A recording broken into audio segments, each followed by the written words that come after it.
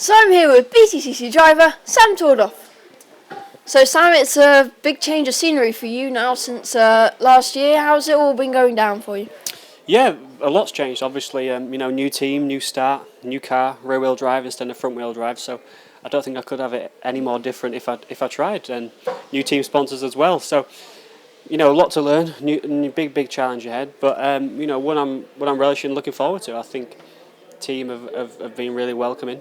I'm really glad we joined WSR. Great bunch of guys to work with, and all the time we the camaraderie is building, and then for me it's just learning the car, getting experience of rear wheel drive, and feeding off Robb Holland, who obviously is a vastly experienced BMW rear wheel drive specialist. So yeah, just trying to sort of build my way into the team and the car, and make it all feel home again. Now, when we sort of saw your livery, it looks very much like your Porsche you used to drive. That was rear wheel drive as well, and you got the same number.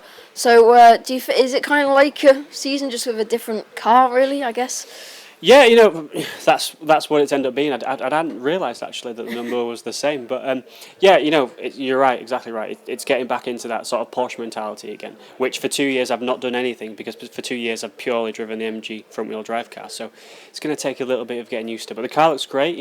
Really glad to have Gardex back on board, as well as JCT600, and the blue and orange really does stand out. It's striking, and it's nice to have BMW in white again. As the factory BMWs once always were. So. Car looks good, team looks good. I like my new suit, so all happy in that sense, and just really getting to grips with the car and understanding its characteristics.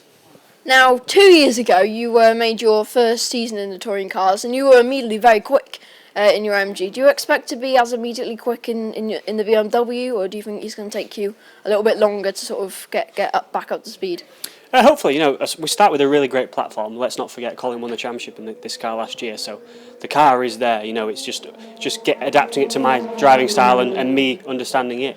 I think it might take a little bit of time to begin with, but certainly, we have aspirations of being the very front, so that's where we want to be. That's the aim all the time. So I think to start with Brands Hatch, we just need to go there, get a good solid qualifying position and get 3 good races under our belt and get some championship points, and then kick off, and hopefully when we arrive at the tracks that suit the BMW even more, we can really take advantage when I've built up some experience in the car. Now, there have been a few rule changes this season, and especially now the weight distribution. 75 kilograms will be how much the weight or championship leader will be carrying. But for rear-wheel drives, they now need to put it as far forward into the car. How much for you do you think this is going to affect? Yeah, well, it's difficult for me to really assess that, because I didn't drive the car last year, so I don't know how much impact that really has. The thing is, the 75 kilograms maximum is going to make a big difference, and now that the top 10 have to carry that as well, so it's bound to affect the cars, and I think naturally the BMW will be better than the front wheel drive cars, just of its better weight distribution, but no less it's going to hurt us. So it's interesting. There's many unknowns in this championship at the moment. Lots of variables, new things going on, and we don't really know how any of it will pan out until we get to round 1. Okay, thank you very much for your time, Sam, and very good luck for Brands. Thank you.